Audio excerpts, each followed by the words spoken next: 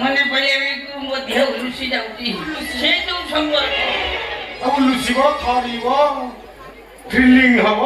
କିଟିମି ହଉ ଆଉ ଆମ ସମ୍ପର୍କ ସେଇଟା ସେ ଆମର ବଜାଇ ଦେଇଥିବ ଆମର ବାଇଗଣ ତିଆରି ସମ୍ପର୍କ ବାବା ସାହେବ ତମର ବାଇଗଣ ତିଆରି ସମ୍ପର୍କ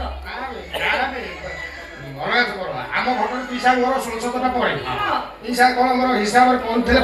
ବଡା ପାଖେ ତା ପଇସା ହିସାବରେ ମୋ ବୋଉ ଗୋଟେ ସୁଯୋଗ କରିଦେଲା ତ ସେଇଥିରୁ ହିସାବ ଆମର ବଦଳାଇ ମୁଁ ବଡା ବଡା କରି ମୁଁ ଡାକୁଛି ପିସା କିନ୍ତୁ ଏ ସମ୍ପର୍କ ଅଲଗା ହେଲେ ବାଇଗଣ ତିଆରି ଯୋଉ ସମ୍ପର୍କ ସେ ସମ୍ପର୍କ ଆମର ଗଭୀରରୁ ଗଭୀରତମ ତାହେଲେ ଚାଲ କୋଉଠି ଆମେ ସେ ବାଇଗଣକି ଯିବା ସମ୍ପର୍କ କରିବା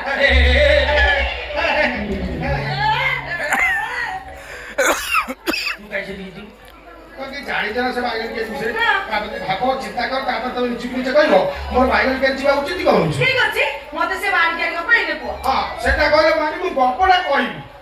ବଢିଆ ଗପ ଶୁଣିଲା ମାନେ ଖାଲି କାନ୍ଦିବ ସେ ମୋର ଗୋଟେ ବେତାଳିଆ ଗୁଣ ଅଛି ମୁଁ କହୁଥିବି ମଝିରେ ଡେଇଁଲେ ମୁଁ ଖାପି ମାରି ବସିବି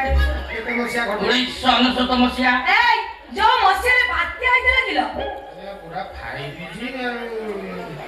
ବାତ୍ୟା ପରେ ପିସା ତମେ